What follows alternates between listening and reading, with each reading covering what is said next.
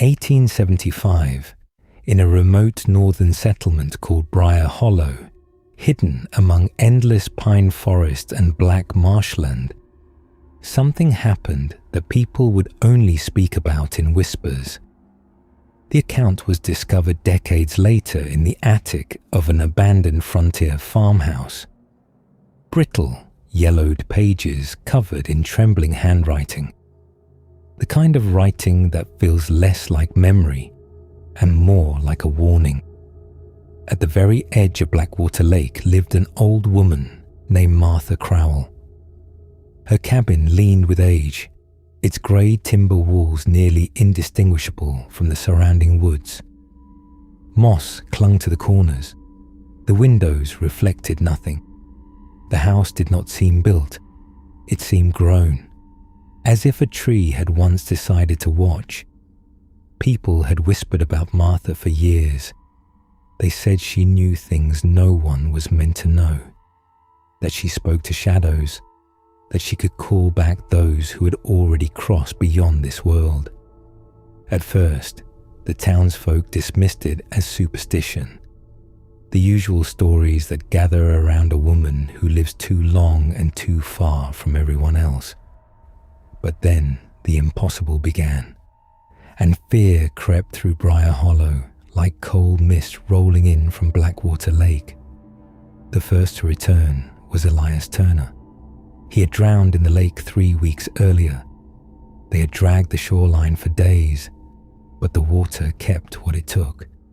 Yet one morning, he was found lying on the bank, soaked through, strands of dark lakeweed tangled in his hair, alive. He did not speak. He did not blink. He stared past the trees, fixed on something no one else could see. From time to time, a low, wet sound rose from his throat. Not quite a breath, not quite a word. Something closer to water moving in a closed space. His mother collapsed when she saw him. His father stood frozen on the porch, whispering, "That's not my boy." 3 days later, Elias vanished. They had laid him down to sleep that night. By morning, the bed was empty. Only damp footprints led across the wooden floor, out the door, and back toward Blackwater Lake. After Elias, Briar Hollow grew quieter. People avoided looking toward Blackwater Lake. They avoided speaking about what had happened. But a month later, something occurred that could no longer be dismissed as grief or coincidence. Old Abigail Turner returned. She had died of fever. She had been buried on a low rise beyond the small frontier chapel. Everyone believed the earth had taken what belonged to it. Yet one evening, the door of her cabin opened softly, and Abigail stepped inside. She walked to the iron stove, lowered herself onto the bench, and simply waited. The children saw her first. Their screams brought the neighbors running. Abigail's face was grey, as though dusted with ash. Her eyes were cloudy, filmed over like ice forming on still water. Her breathing came in shallow, broken pulls, as if she were trying to remember the rhythm of being alive. She did not eat. She did not drink. From time to time, she whispered the same words. Cold. So cold. At night, dampness crept through the cabin. Moisture gathered on the floorboards, though no rain had fallen. The air carried the smell of algae and deep water. On the third night, the door opened by itself. Those who had kept watch heard bare feet crossing the wooden porch, slow, deliberate steps. Then came a soft splash from the direction of Blackwater Lake. By morning, Abigail was gone. Only a faint trail of wet footprints stretched down the road toward the lake and vanished at the shoreline. After that, fear became visible in Briar Hollow. People no longer whispered. They exchanged long, silent looks. Blackwater Lake was no longer just a body of water. It had become a presence. And so they went to Martha Crowell with questions. They went to Martha Crowell at dusk. There were 5 of them, 3 men and 2 women. They did not shout. They did not wave their arms. Fear reaches a point where it becomes heavy, dense, like wet clothes clinging to the skin. Martha met them on the porch of her cabin. She stood straighter than anyone expected. A toothless smile stretched across her mouth, but there was something alive in her eyes, too alive for a woman her age. "You know why we're here?" one of the men said. "I do," Martha answered calmly. "You're afraid." A breeze drifted in from Blackwater Lake, stirring the loose strands of her silver hair. From inside the cabin came the faint scent of damp wood, as though the floorboards themselves were drinking water. "Are you the one bringing them back?" one of the women asked, clutching her shawl tighter around her shoulders. Martha tilted her head slightly, as if listening, not to them, but to something standing just beyond them. "I only helped them finish what was left undone," she said softly. "They cannot leave until they speak what they never spoke in life." The villagers exchanged uneasy glances. In her eyes, the dark surface of Blackwater Lake seemed to flicker. "You're playing with fire," someone whispered. Martha let out a quiet laugh. "Fire? No, not fire. It's water. It's calling me." Since then, the nights in Briar Hollow had grown longer and heavier. Every evening, the mist from Blackwater Lake would rise, thickening the air until it felt dense and wet. Along the narrow paths, faint footsteps could be heard, the creak of floorboards, even when no one had passed by. Not everyone returned, but those who did left behind an icy dread that clung to the skin and seeped into the bones, impossible to shake, even when hiding inside. The first to return was Abigail. She had died a month ago from a fever, but this time she sat by the fireplace, staring into a fire that was not there, whispering, "Cold, so cold." The children froze in terror. The adults clutched their crosses, but no one could approach.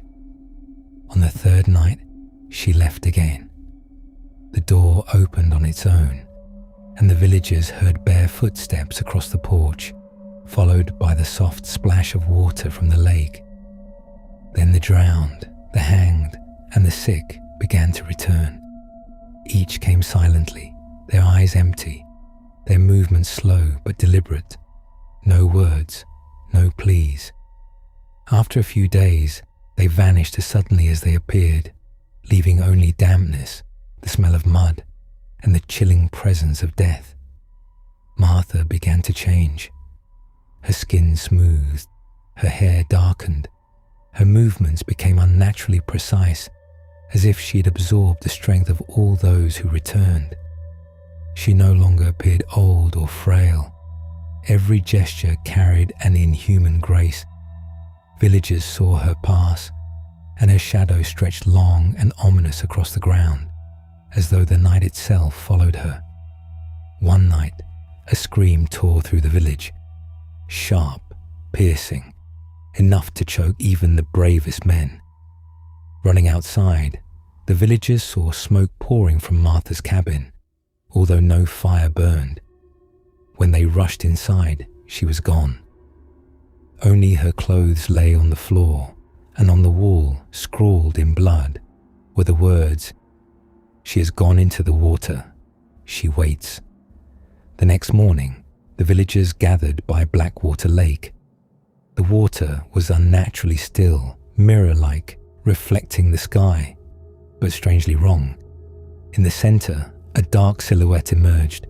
It was Martha. She stood waist-deep, staring at the shore, smiling. One of the men shouted, "Martha, come out, enough."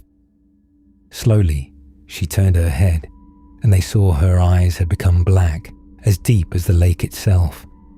Her voice did not come from her throat, but from the very depths of the water. "I am not Martha. I am what lives below. I have come for you." She stepped forward, and the lake swallowed her. In that moment the water churned, waves rose, and 1,000 whispering voices spoke in an unknown language from the depths. The villagers scattered, and the next morning the lake looked alien, unrecognizable. Since then, the villagers lived in constant fear. Every night, someone would disappear. The elders said they saw shadows on the water, heard whispers through the mist, and a faint, crunching sound of footsteps. No one could explain who or what was taking the people, but everyone knew. Do not approach the lake at night. Some brave souls tried to guard their homes. Arrows, firecrackers, prayers, all were in vain. Every night, the figure would rise from the water. Sometimes it seemed to call names. Those who heard its voice vanished without a trace. Later, they were found in the lake, their eyes empty, and a strange, icy smile frozen on their lips. At times, it seemed that Martha, or whatever she had become, controlled the entire lake and the surrounding forest. The water whispered her name, the trees creaked like old bones. Anyone who dared look into the lake saw the sky reflected, but inverted, and beneath the surface, dark silhouettes moved, ready to rise. Years passed. The village emptied. People stopped going out at night. The legend of Blackwater Lake became a terror for generations. Even in daylight, the air remained heavy, as if the mist never left. And sometimes, on moonless nights, a whisper drifts along the shore. I wait, and a faint, cold smile appears in the water, as if someone is looking straight into your soul. The manuscript ends with a warning. Do not go to Blackwater Lake. She is still there, and she waits.